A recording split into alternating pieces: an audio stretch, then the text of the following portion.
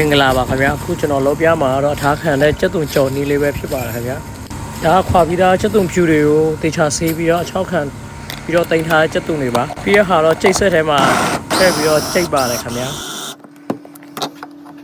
ဒီလိုညက်လေးအနေထားဆိုရပါပြီ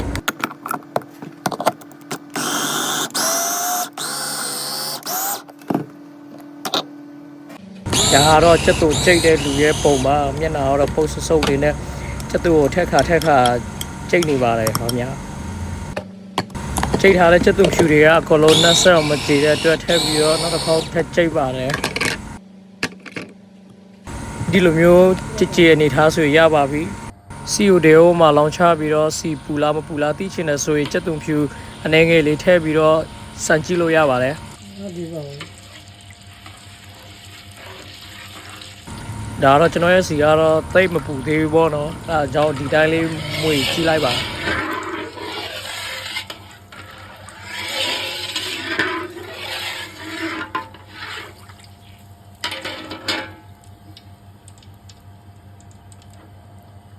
โอเคစီကတော့လိုချင်တဲ့အနေထား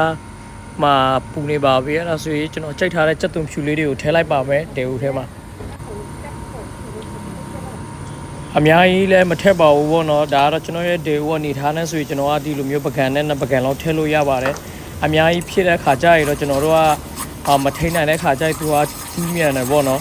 ကြက်သွန်ဖြူလေးတွေကအဲ့လိုကြိတ်ပြီးတဲ့ခါကြရစီစီလေးဖြည့်တဲ့အတွက်ဒေဝကတ်တာမြန်ပါတယ်အဲ့ဒီခါကြရကျွန်တော်တို့ကတစ်ချိန်လုံးမွေပေးရပါတယ်မီးအနေထားလေးကတော့အရန်လည်းမပြင်းအရန်လည်းမနေဘူးပေါ့နော်တကယ်လို့မီးကအရန်ပြင်းတဲ့ခါကျကြက်သွန်တွေကတူးသွားနိုင်ပါတယ်မီးအရန်ဖြည့်တဲ့ဆိုရင်လည်းကြက်သွန်တွေကလုံးဝပျော့လေးအဲ့လိုဖြစ်သွားတတ်တယ်ပေါ့နော်မီးအနေထားတော့ပုံမှန်လေး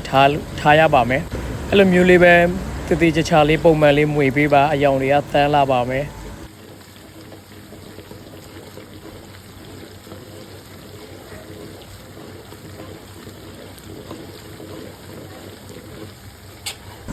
ဒီလိုမျိုးပုံမှန်မွေနေတော့လက်ကတော့နည်းနည်းလေးညောင်းပါမယ်ခင်ဗျာ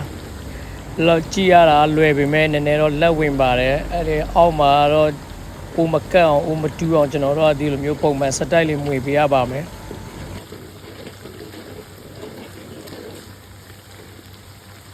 ကြက်သွန်ဖြူကြော်ကသူကကြက်ခါနီးလေးပြီးတဲ့ခါကျတော့နည်းနည်းလေးမွေရတာလွယ်ကူလာတယ်ပေါ့နော်အဲ့လိုမျိုးပွားလာတယ်များလာတယ်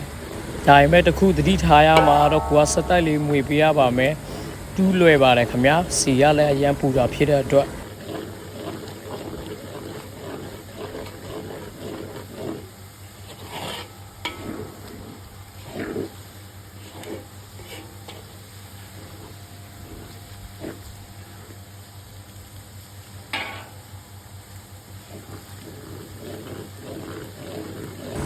ကဲဒါကတော့ကျွန်တော်တို့လိုချင်တဲ့အနေအထားတစ်ခုရောက်ခါနီးပြီးရောက်တော့မယ်ဆိုရင်တော့ကျွန်တော်တို့ကမီးပိတ်ပေးရပါမယ်။ဘာဖြစ်လို့ဆိုတော့မီးဖွင့်ထားမယ်ဆိုရင်ဒီတိုင်းလေးမွေးနေမယ်ဆိုရင်တူးသွားနိုင်တယ်ပေါ့နော်။အဲဒီခါကျတော့မီးပိတ်ပြီးတော့သူ့ရဲ့စီအပူချိန်နဲ့ပဲကျွန်တော်ကဆက်ပြီးတော့မွေပေးရပါမယ်ခင်ဗျာ။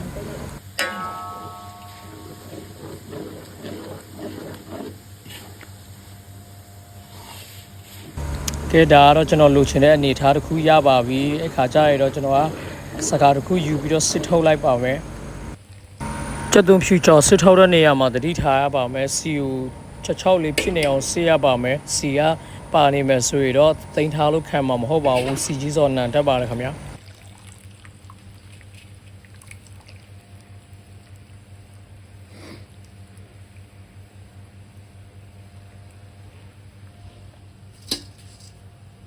โอเคဒါကျွန်တော်လိုချင်တဲ့ကြက်သွန်ဖြူကြော်လေးရပါပြီခင်ဗျာချက်ချောက်လေးနဲ့